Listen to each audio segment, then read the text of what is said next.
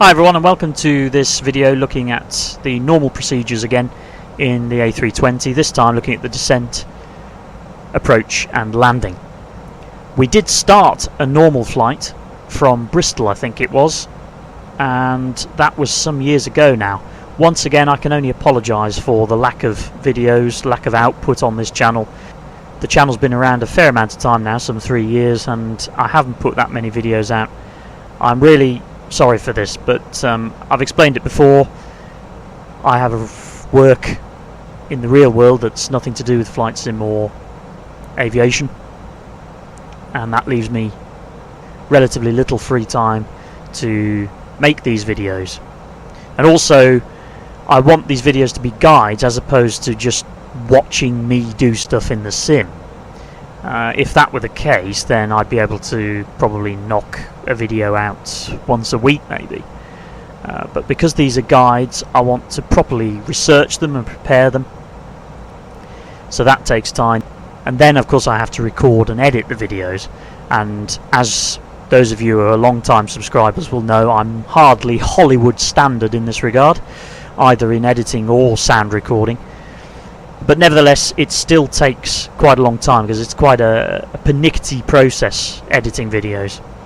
So altogether, it does take quite a long time to produce these videos. It's a pleasure to do them, and I hope that you are entertained by them and you enjoy them, as well as getting something out of them, and that they add to your sim experience and make it as realistic as possible.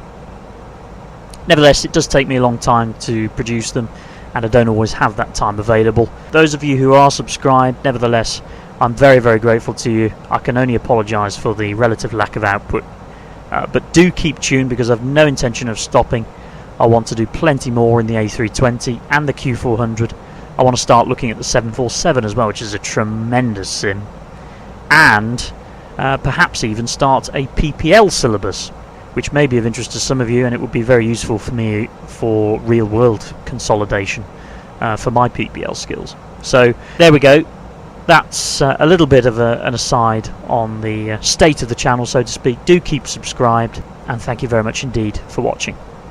So this is a different flight to the one that we were doing out of Bristol. We're actually going back to London Gatwick now, and we're going to, for demonstration purposes, perform an RNAV GNSS approach, and it should be on 26 left.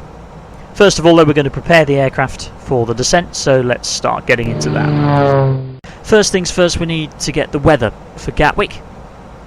Conditions there are pretty good. We've got wind 210 degrees at 6 knots, so southwesterly wind, fairly light, and variable between 160 and 230. The current ATIS shows they're using 26 left for the arrival. Viz is greater than 10 kilometers, few clouds at 3,500 feet, temperature of 9 degrees, dew point of 6 degrees, and a QNH of 1006. So we can preset this on the altimeter. We've got to do it nice and quickly so that we don't disrupt our current level. And you should only preset the altimeters if the aircraft is established in the cruise and level. If you've already started the descent, don't preset the altimeters as I've just done. You can, however, preset the standby, and that's what I'm going to do now. 1006. We're also going to get the weather for the alternate airfields. Our top alternate today is going to be Stansted. It's nice and close and not too busy.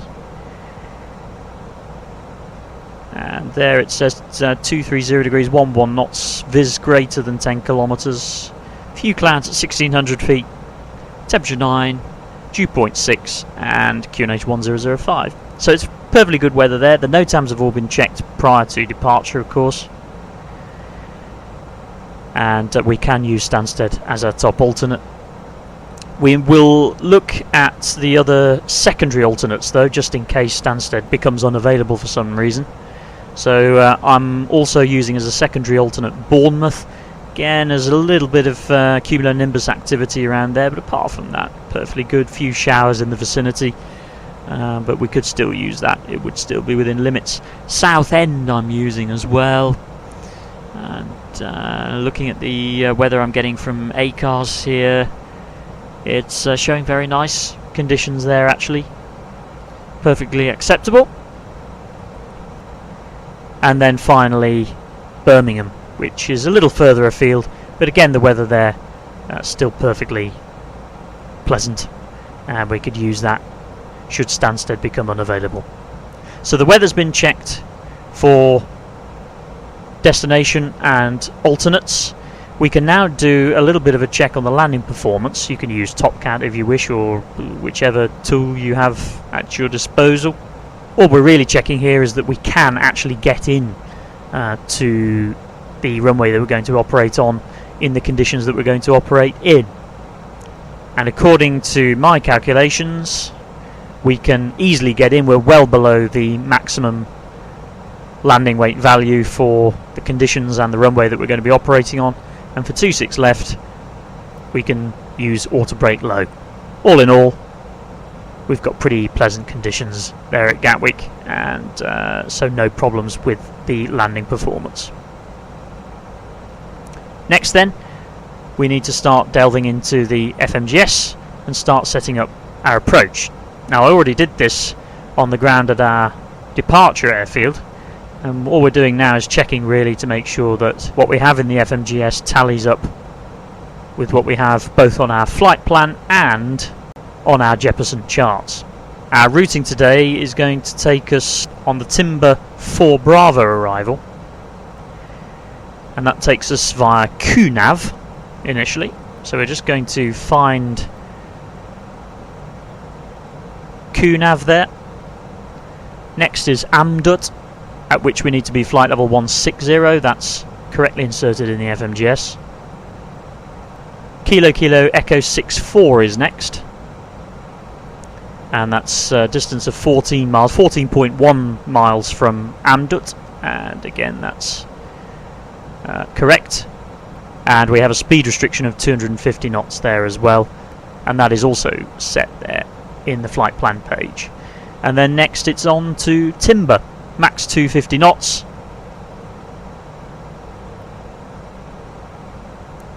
And flight level 70, which is selected there in the vertical revision page.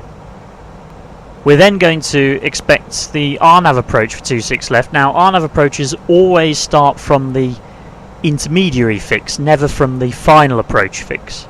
So there will always be a point before the final approach fix at which you will be cleared before you then descend on the final approach. The fix in question for our approach is going to be Olevi, and you can see that here. I'm going to keep the discontinuity in for the moment because it's very likely that we're going to be getting air traffic control vectors towards Olevi.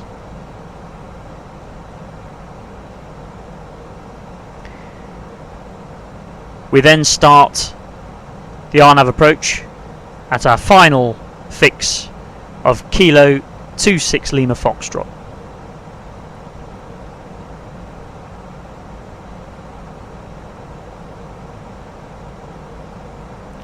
And we then start our 3-degree glide path all the way down to the decision altitude, which is 580 feet. The missed approach procedure is to climb straight ahead until passing 2,000 feet or 1 nautical mile inbound to 26 left, whichever is later, and then turn left onto a heading of 179 degrees. And that is also correctly inserted into the FMGS. We also need to insert the routing so we'll get a more accurate alternate fuel prediction figure. And according to our flight plan, the routing to Stansted is direct to the Detling VOR, which I'll insert in there, and then expecting the ILS runway 22 on a Detling 1 Alpha arrival. Via Abbott is the point that we would expect, so that's inserted now as well. Next we're going to check that the descent winds have been correctly inserted. So I'm going to cross-check these figures with what I have in the flight plan. I have actually already inserted them, as you see, so I'm just going to cross-check that these figures are correct and in accordance with what the winds say on the flight plan, and they are in fact correct.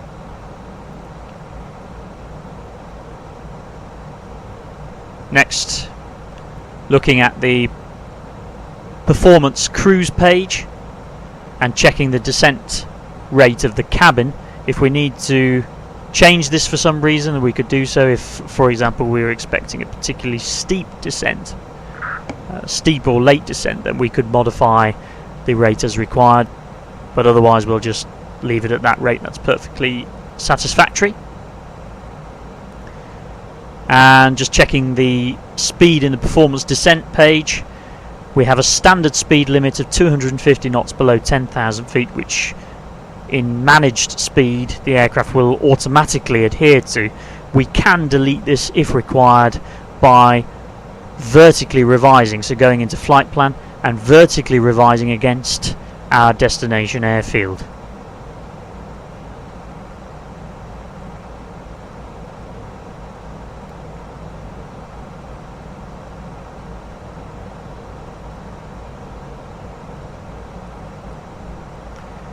Next we're going to fill in the performance approach page. So we have QNH 1006 at Gatwick. Temperature of 9 degrees. The wind is 210 at 6.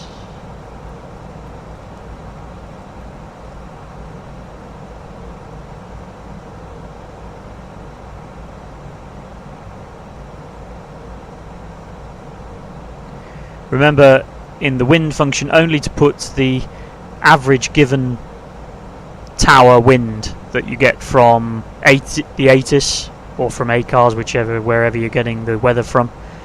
Don't put any gust values or anything like that. That will distort the calculations given by the ground speed mini function, which is an important little function and protection during the approach. According to the ATIS, we have a transition level, flight level 75 today. And the decision altitude, as we already discussed, is 580 feet with both an LNAV and VNAV capability on the approach, which we have. Checking the go-around page, checking the figures there look sensible, and also that the thrust reduction and acceleration and engine out acceleration figures are correct, and they can remain at the standard figure of 1500 feet above aerodrome level. We're also going to be using config full flaps for the landing. So that's the performance page complete. In terms of the secondary flight plan, what I'm going to do is copy the active, and I'm actually going to, instead of performing the RNAV approach, set in the ILS approach for 26 left. So that if the RNAV for some reason isn't available, air traffic saying no, I'm sorry, you can't do that, it'll have to be the ILS, then we can simply flick straight to the secondary flight plan, activate it, and then fly the approach. Making sure, of course, that we have the correct radio navigation aids set up. In terms of radio navigation aids, we don't really need to set anything up for the RNAV GNSS approach. So I'll just leave the VORs in auto and the rest in blank. Obviously, if air traffic do need us to do an ILS approach, then we'll simply insert the ILS frequency, make sure that's set up, and do a little bit of an extra briefing, if you like, just to make sure that we are doing the right thing just before we commence the approach. But I see no reason why we shouldn't be able to do an RNAV approach today. Gatwick doesn't look too busy, certainly not on VATSIM anyway, so should be no problem at all. Then looking at the fuel prediction page, so we're expecting 2.5 tons at Gatwick. according to the fuel prediction. And the flight plan says that to get to Stansted we need 1.1 tons. So that leaves us with 1.4. We have a final reserve figure. That is to say, an absolute minimum figure below which we simply cannot go, even in abnormal circumstances, of 1.1 tons. So that leaves us with 300 kilos extra at Gatwick, which isn't very much, but I didn't take on much extra fuel. That's about 5 minutes thereabouts. If it becomes apparent early on that we actually can't get into Gatwick, then we really need to consider making an immediate diversion to Stansted. But I didn't take on any extra fuel because the weather at all the airports is perfectly satisfactory. There's no reason why we can't perform the RNAV approach into Gatwick today, so no extra fuel needed. Obviously, the more fuel you take on, the more fuel you burn, and of course the more it costs the company. So the FMGS is pretty much set up then for our arrival. We just need to check that the landing elevation has been correctly and automatically set, which it has, 200 feet, and we have a landing elevation according to our Jeppesen chart of 203 feet, so 200 is absolutely fine. Auto brake, as we've said, just going to be using auto brake low for today's arrival. And in terms of the terrain display, the first officer can have terrain. I'll have the weather radar this time around, and that really completes the descent preparation, other than checking the status, making sure there are no messages we need to be aware of, and then we can do a bit of a briefing. So the briefing then, it's going to be Airbus A320. Always remind yourself of the type, because it improves awareness. It minimises tail strikes, which are particularly common on the A321 because it's quite long. Well, they're not common, they don't happen very often, but the aircraft is more prone to it. So we're going to be landing in an A320 today. The arrival we've discussed. It's going to take us on the Timber 4 Bravo arrival from QNAV to Amdut. Air traffic control just clearing us now, initially to flight level 240. So thrust idle, descent, flight level 240 blue. So it's going to be QNAV, Amdut, at which we need to be flight level 160, and that's confirmed in the FMGS. Kilo Kilo Echo 64, max speed 250 knots, again that's selected. And then onwards to Timber. Holding, if we need it, is at Amdut. It's a right hand turn, outbound of 133 degrees, and minimum flight level 160, max flight level 190. We also have holding at Mayfield should we need it, minimum 3,000, maximum 6,000 feet, and inbound of 088 degrees, left hand turn. From Timber then we can expect vectors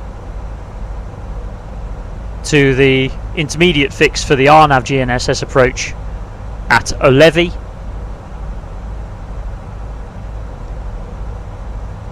The platform altitude of 3,000 feet, and the approach starts at Kilo 26 Lima Foxtrot, which is our final approach fix. We start then a 3-degree glide path to our decision altitude of 580 feet.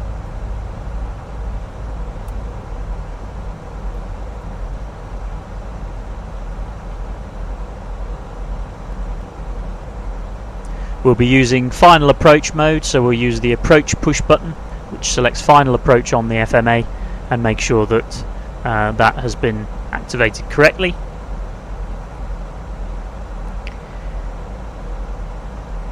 And the missed approach procedure, as we've said, climb straight ahead to 2,000 feet. and then either at 2000 or at 1 mile inbound to the ILS, whichever is later, turn left onto a heading of 179 degrees, climbing to 3000. So the missed approach altitude will be 3000 feet. The top alternate is Stansted. We've checked the weather and NOTAMs. The routing is simply via Detling. Safety altitude for that routing, according to our flight plan, no more than 2,400 feet.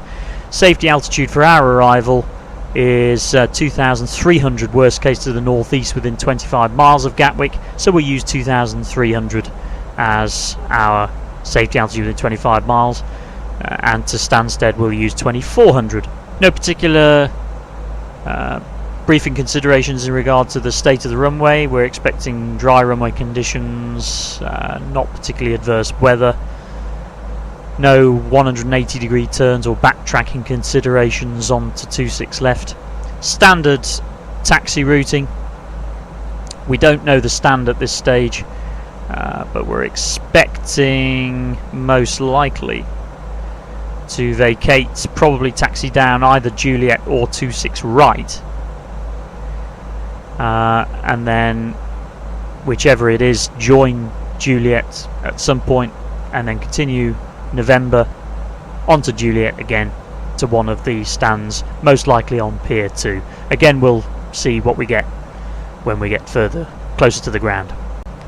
RadNav page, it's an RNAV GNSS approach, so we're just going to leave this blank essentially with the VORs in auto.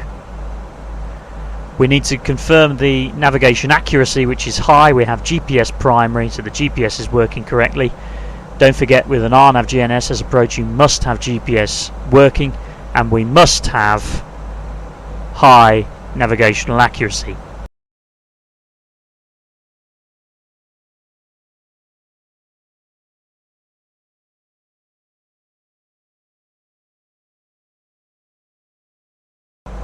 We also have a required navigational performance of 0.3 nautical miles for the approach, so I'm going to preset that. And because the nav accuracy is high, we don't need to perform a position check using local VORs. So it's going to be a QNH 1006, temperature of 9, wind 210 at 6, and the transition level at 7.5.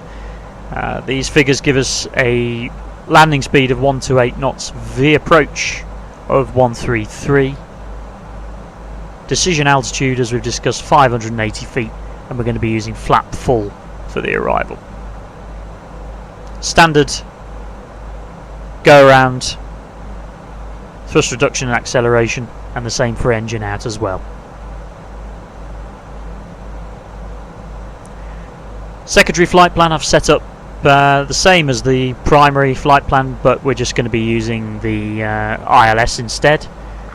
Secondary flight plans essentially the same as the primary flight plan, except we'll be using the ILS rather than RNAV approach should air traffic control require us to do that. And that's really the briefing complete. Once we're below flight level 200, I'm going to select the seatbelt signs on now. Cleared down to flight level 160, so flight level 160 blue.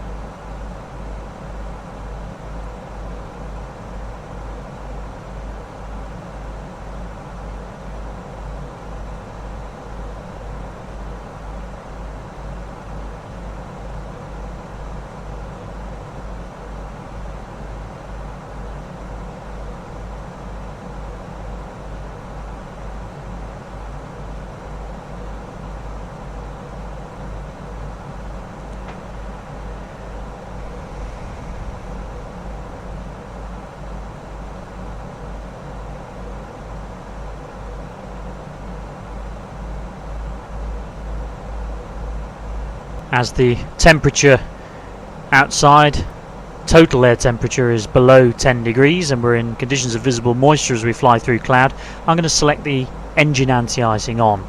Wing anti-icing we don't tend to select on unless we actually see ice forming here on the ice detection vane here in the centre of the windshield.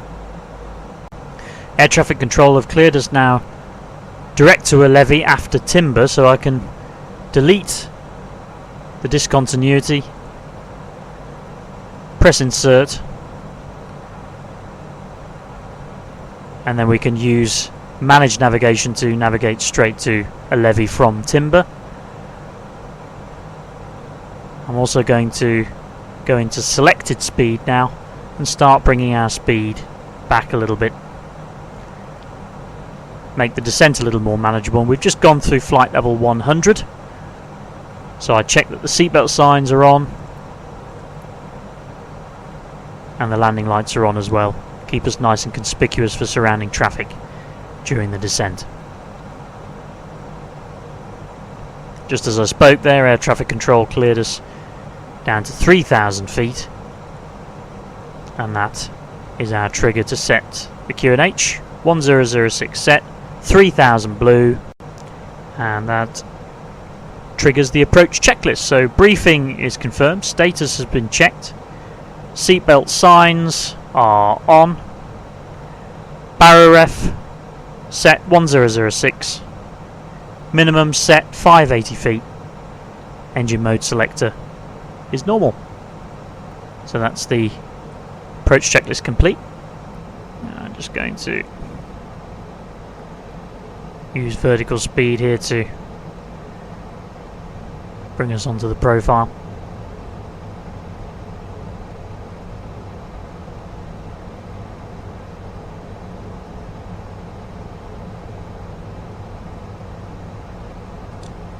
You can see our vertical deviation from the profile here on the magenta dot on the altitude bar of the primary flight display. So we are too high at the moment.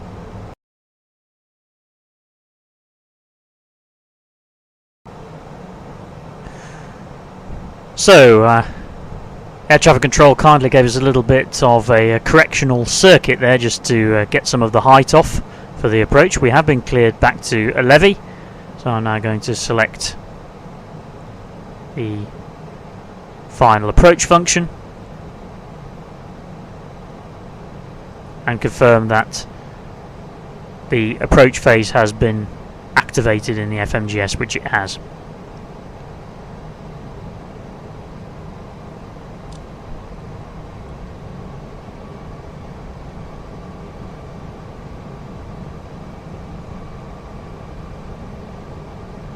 So final approach is showing in green on the FMA.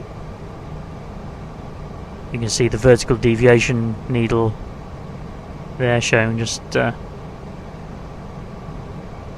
little bit low on the approach trajectory at the moment. We're not established on final approach yet, so that's perfectly normal.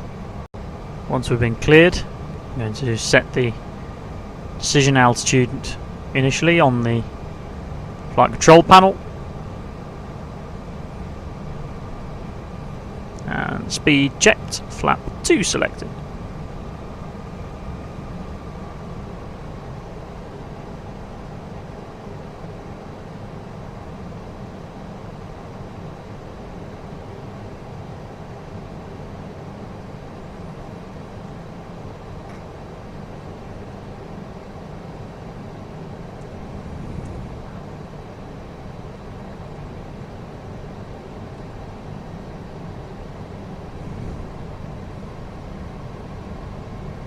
We've gone over Kilo 26F Lima Foxtrot, our final approach fix now. The aircraft starts to descend accordingly.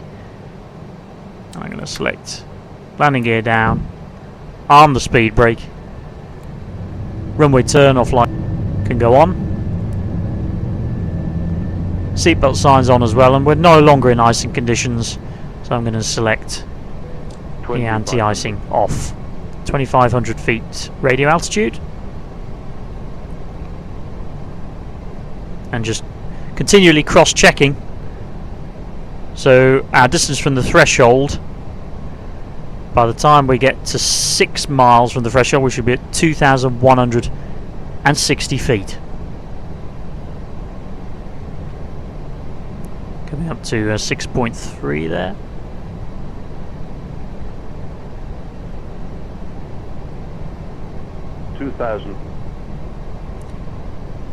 I'm keeping 160 knots just for the moment, as air traffic have told us to maintain 160 knots to 4 miles.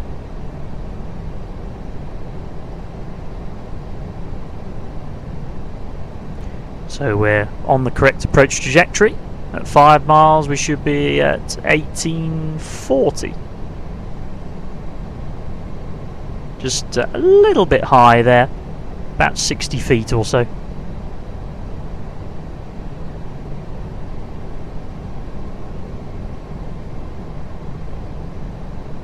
Speed checked, flap 3 selected.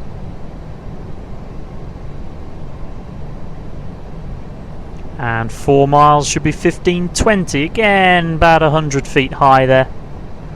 But we can select manage speed now. Speed checked, flap full. And the landing checklist. Cabin crew is advised, auto thrust, speed, auto brake, low, ECAM landing memo, landing, no blue. So, and now visual at this stage. Going to disengage the autopilot.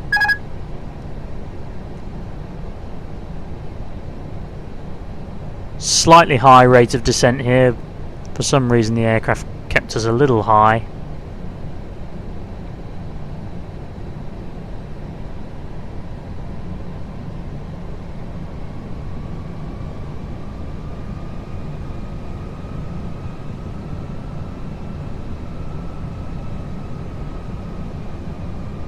.500 100 above. So 500 stable. 400 minimum. Landing. 300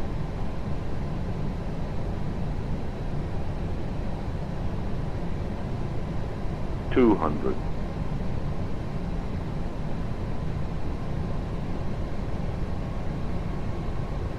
100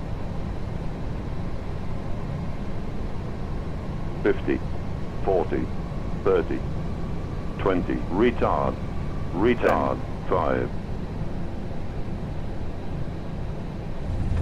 There we go. Select reverse. So reverse green. Spoilers. And with no decel for some reason, so I'm going to select manual braking. 80 knots, 60 knots, cancel the reverse.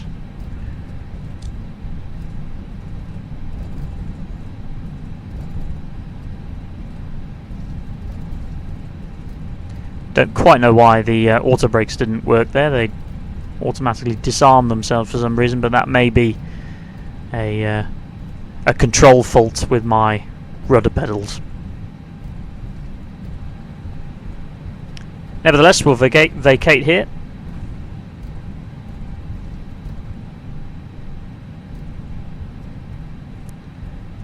Stop the chrono for which is showing our total flight time, and we'll start the chrono on the clock to give us our engine stabilization period. With idle reverse, we need 1 minute stabilization before we shut the engines down.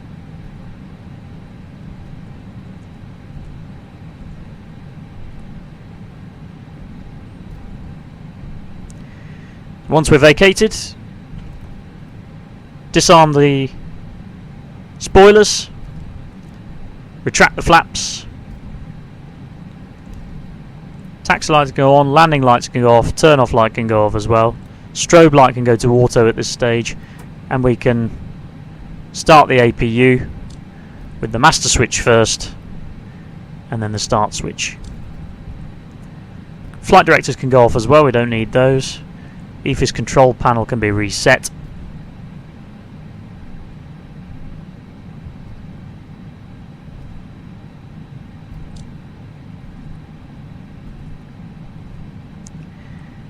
And we can also turn off the weather radar and the predicted wind shear as well. Important to make sure that the weather radar is turned off before we reach the stand area. Once the minute is up, we can select the yellow pump on, and then shut down engine 2.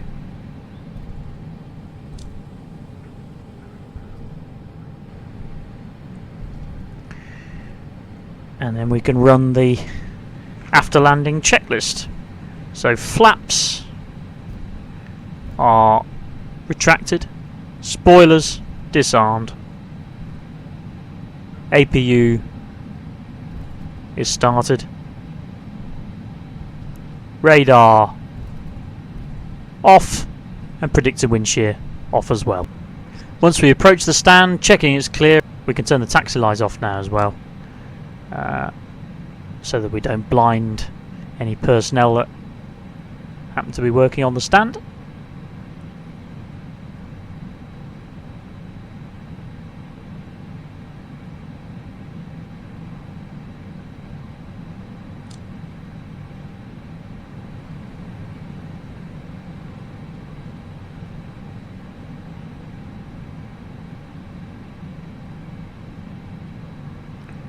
And forgive the numbers on the display there on parking. That's something to do with GSX, but afraid I don't know how to turn it off at the moment.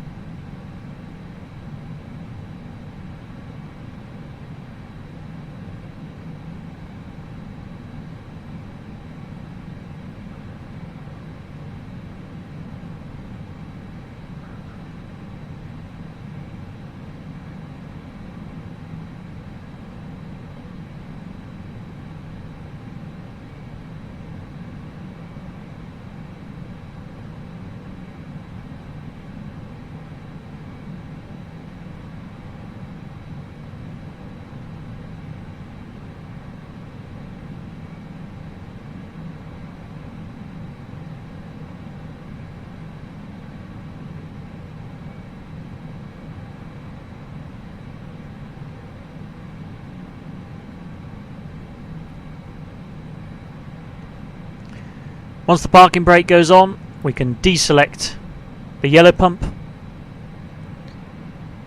shut down the remaining engine,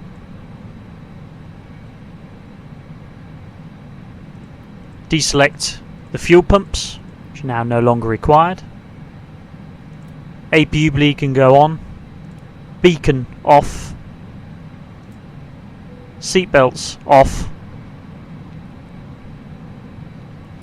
transponder set 2000 standby, and just a final check, make sure that the weather radar is off so that it's safe for the ground personnel to approach the aircraft. And then the parking checklist, which says APU bleed is on, engines are off, seatbelts off, external lights are set, fuel pumps off, and the parking brake is set. When we wish to secure the aircraft, that is to say when we have a crew change, it's the end of our shift, so to speak, and we're off home, and there's no crew to come in onto the aircraft and immediately replace us, we'll secure the airplane. So first of all, we have to make sure that the parking brake is on, and this ensures that pressure from the brake accumulator doesn't leak while the airplane is stationary on the ground. We can turn the crew oxygen supply off.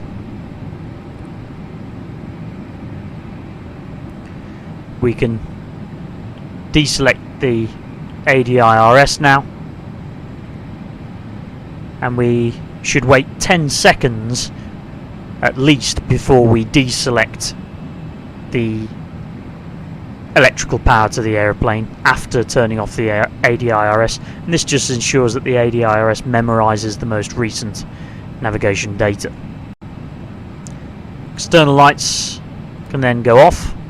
The APU bleed switch can be deselected.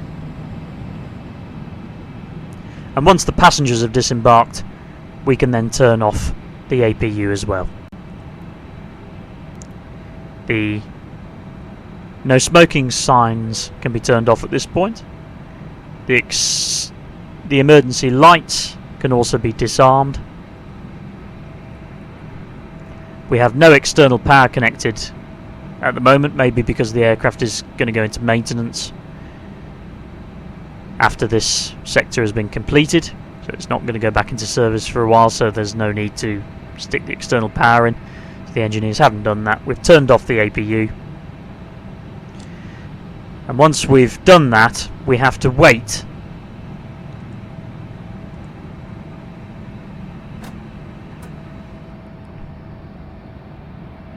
for at least 2 minutes, preferably,